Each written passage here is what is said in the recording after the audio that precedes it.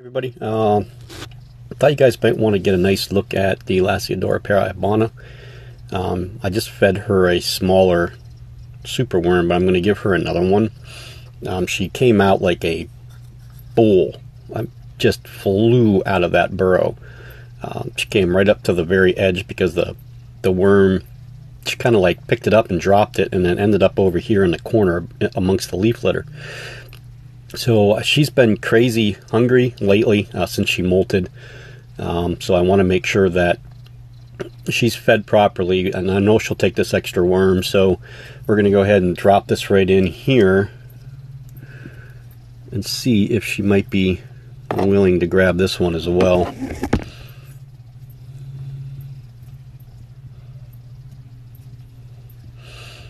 That's pretty much going to answer your question.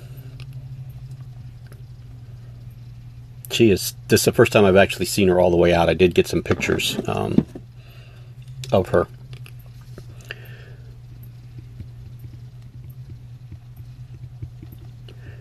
But these are extremely easy to keep animals.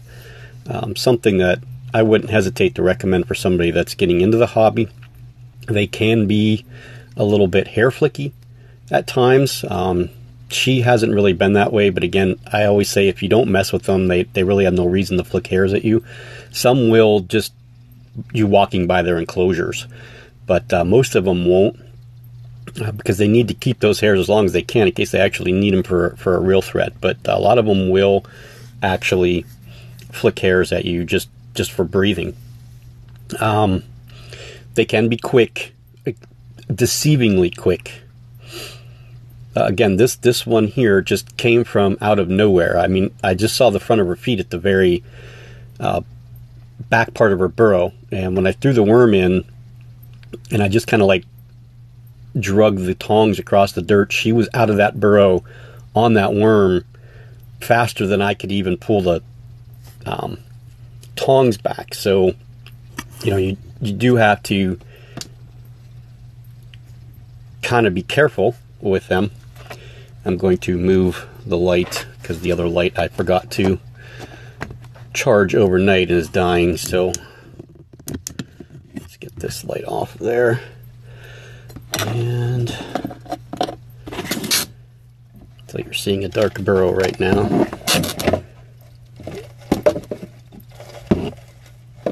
I'm doing this with one hand.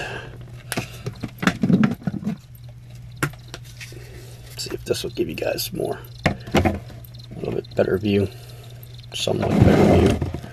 Anyway,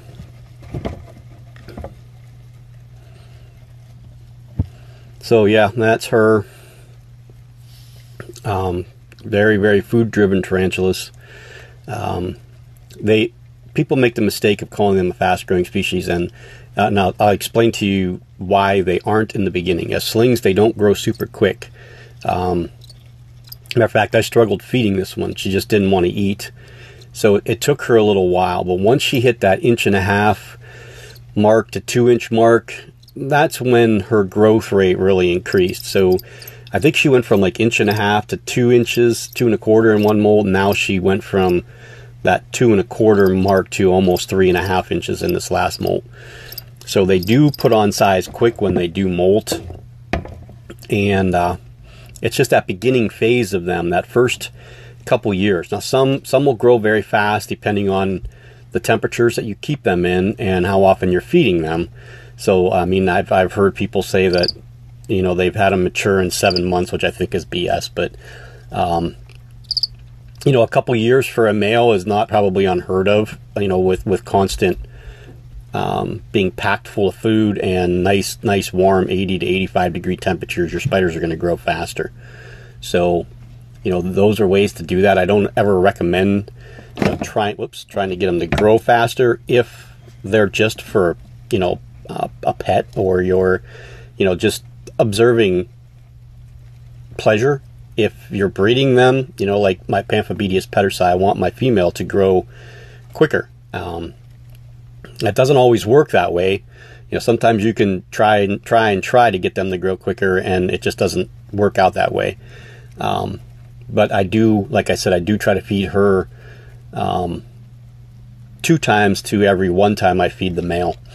Although they are kept in the same area, she's going to go into the open aquarium, her enclosure, and the enclosure for... Oh, no, I don't have to put her in there. Well, not that I know of yet. I got to figure that out. I'll show you that in a second too. The one other quick thing that I wanted to show you guys, but I definitely want to show you guys this one, and there may or may not be some clips at the end of the video of some feedings that I did yesterday. I have to decide whether I want to use those for this purpose or for a different purpose, but yeah. Lasiodora parahybana, salmon pink bird eater, and I will show you something that I'm hoping is really, really good news. So, some of you may have watched or may not have watched the pairing video of the Seriocosmus ori that I did the end of January. It was the 27th of January is when I paired her with the male that I got in from John Sanchez. The male's still doing fine. Yeah, I wished I knew somebody else that had a female of this that I could send him to. But anyway, I did things differently. When I first paired her the first time, which was December of 2016, is when she was paired the first time. It took her till April to lay an egg sac. And what she did was she just dug a divot out in the corner, and she laid no real silk down. She just started depositing eggs, so she didn't have anything to wrap them up with. So of course the eggs were never going to be able to be hatched out, and she ended up just eating them that evening. So, you know, I was kind of distraught because it was a friend's male and the male died. And then I got another male in, and she was never receptive to him. He ran away from her, and then that male ended up dying, and she molted. So she molted late last fall, and I got this male in January, and I paired the two of them up. There's a video of it. If I knew how to do those little things like Tom does, you know, where the video's here, or Petco, you know, the video's here or there, I would do that. But it's in my channel somewhere, buried. It's the pairing of the two here on January 27th. But I did things completely different with her this time. When I knew I was getting the male, I cooled her down for a week. She was in temps right around the 62 to 64 degree range. And then I got him in, and I waited, what it was about 4 or 5 days. I warmed her up to the 70s. So it was like around 72-ish is where she was kind of kept that maintained heat. Did the pairing, and then started feeding her right away. She's eaten, I think, 4 times, once weekly, a decent sized meal. One time I fed her 2 prey items, which she took. She started to get some size to her, and the last week I was spraying her enclosure down, making it rain every day. I was adding a ton of water in here, and yesterday morning I was watching her. She was doing behavior I've never seen before. I've not personally. I haven't seen it firsthand, but I have seen stuff on the groups and on our active boards where gravid females will rub their stomachs, the bottom part of their stomachs, with their back legs, and she was doing that yesterday for on and off for a few hours. So I said, okay, let's make it rain one more time. I drenched the enclosure, and I woke up, and this is what I found. Okay, so she has completely sealed herself off in her little rock cave burrow. That burrow in there is enough room for her to move around in circles.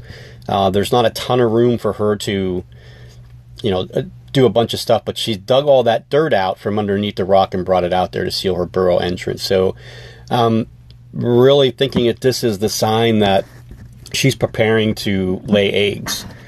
So this is you know, very, very exciting for me, because again, the first time she failed to get that done. She just didn't do it the right way. She was still, you know, she's a year older now, a year and a couple months older now, actually.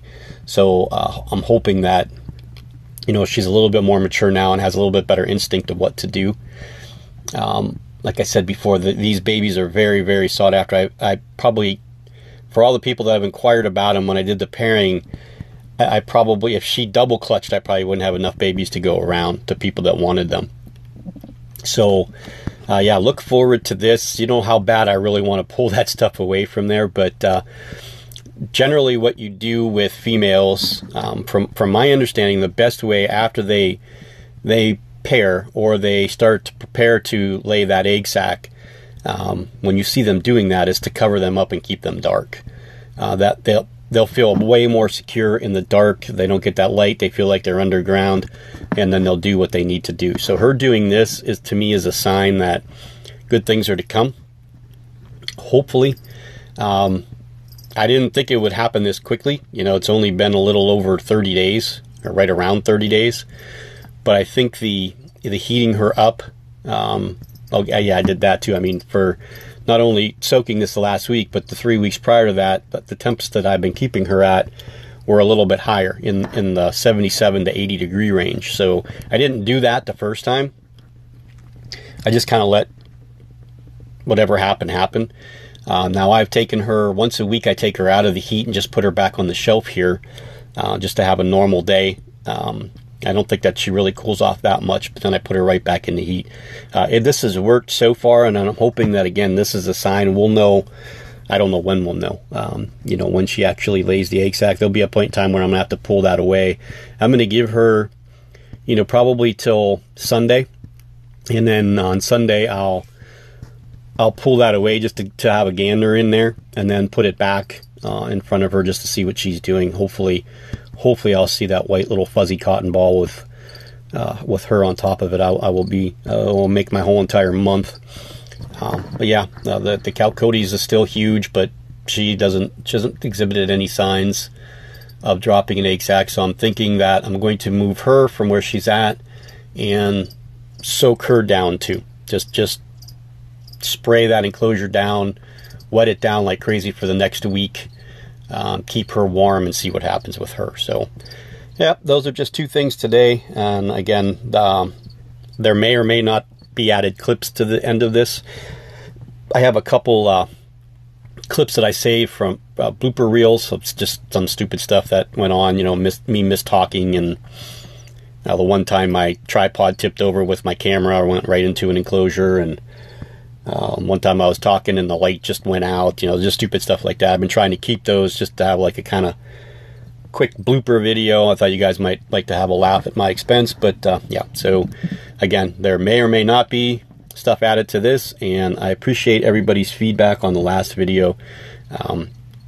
It's been well received so far, and just, you know, the stuff that Boxing Boa did, the video that he did after mine, it meant a lot to me, knowing, you know, that people people take me seriously, and people respect, you know, what I'm saying, and it does really mean a lot.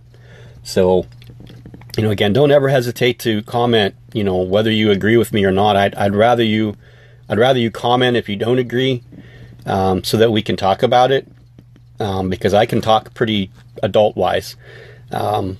You know, I'd be more than happy to have discussions with anybody on any topic, you know, one way or another. So please feel free to comment anytime you want. Just keep the comments civil. So with that being said, sayonara.